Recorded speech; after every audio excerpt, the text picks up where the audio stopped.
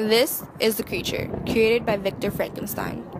He was created on a dreary night of November at 1 in the morning with rain pattering on the window panes. He had pale yellow skin and thin, straight black lips. He was a whopping 8 feet tall and of monstrous capacity. When he first came to his senses, he seemed to exemplify qualities of a baby. He was illiterate and stumbled when he tried to walk. In reality, he was just an infant in a quote-unquote monster's physique.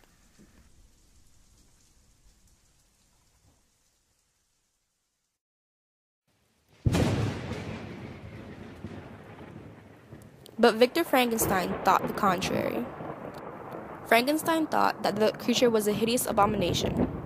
He thought it went against the laws of nature, and repeatedly refers to him as the devil and/or demon.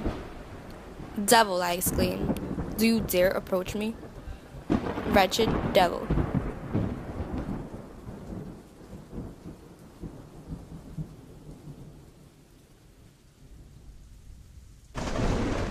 Cursed be the day, abhorred devil, in which you first saw light.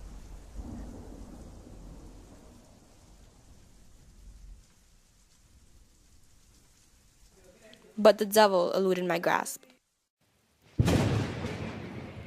But the creature wasn't always the demon that Victor sets him out to be.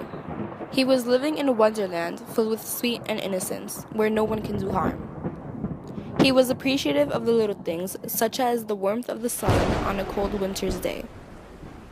At one point in the novel, the creature even saves a little girl from being drowned. But when the little girl's father finds them, he misinterprets what was going on and blames the creature. Before this event, he meets the Lacys. They live in a small cottage, and as time passes, he considers the 3 of them as his friends. While he was there, he taught himself how to read and write. The creature was exceedingly intelligent. The creature is sensitive, and he's even disgusted at the thought of humans and their evil nature. He says, "But when I heard details of vice and bloodshed, my wonder ceased, and I turned away with disgust." The creature even reads Paradise Lost in his time at the cottage. In this novel, the character of Satan is outcasted and flung out from heaven, only because he challenged God. The moment that Satan becomes an outcast is the moment that he becomes the monster. This is the same way the creature becomes a monster. The creature identifies himself as the devil, and then he starts acting in malicious ways. The creature is under constant scrutiny, and he is constantly being accused of harm when his intentions were nothing but good. He then begins to realize the corruption of the world and of society, and that's when his world is turned upside down. His sadness is turned into pure anger, and that's when he begins to seek out revenge. Individuals, whenever they're abandoned or outcasted from society, not being able to find a community in which they can belong, thus having to live as outcasts, will act like devils and monsters, destroying and hurting. This can be seen in the film Carrie of 2013. Carrie's mother removes her from society, and Carrie grows up as an outcast from the whole world. At the end of the film, a prank is played upon Carrie, and that's the last straw. She begins killing everybody in her way. Being in the state of an outcast causes individuals to lose compassion for others, so they channel their victimization in destructive and obsessive activities and actions, and project their own sense of alienation onto others, not giving others a chance to get close to them, thus perpetuating the cycle of becoming an outcast and a potential monster. When the creature commits his first murder upon Frankenstein's brother, he says, "I too can create desolation. My enemy is not invulnerable. This death shall carry despair onto him, and 1,000 other miseries shall torment and destroy him." Then he contemplates Justine for a moment by saying, "I remember that I was forever deprived of the delights that such beautiful creatures could bestow, and that she, whose resemblance I contemplated, in regarding me, would have changed that air of divine benignity to one of disgust and affright." The creature just wanted somebody to love, and he had been abandoned and neglected from the moment he was created.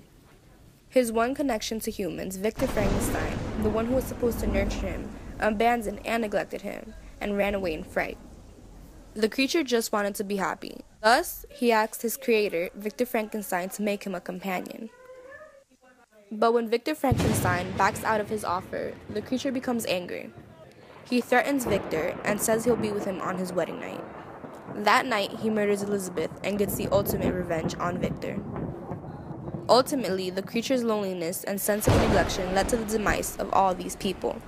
The creature just wanted to be accepted and loved. But the creature and Victor are more alike than they actually seem. Both of them were abandoned at a young age. Frankenstein abandoned the creature, and Frankenstein was abandoned by his mother, unintentionally when she passed away. Both of them had this incredible hunger to acquire knowledge. The creature wanted to learn about the world around him, and Frankenstein wanted to learn about natural philosophy, or in other words, science. Both of them were also incredibly lonely. Victor isolates himself from society, doesn't socialize with anybody in his university. He devotes his entire life in creating the creature. The creature is outcasted from society as well. His appearance to society is disgusting, thus society does not want to interact with him in any way. He is shunned by humanity. Also, Victor says that the creature is the devil, but Victor resembles a devil as well. Satan challenges God, and Victor challenges the natural order of life. Victor begins to carry hell within himself, and is not happy wherever he goes. At a point in Paradise Lost, Satan escapes hell and encounters paradise. Although it is so beautiful, he can't enjoy it. He is not part of it, and the beauty of paradise just makes him want to destroy it.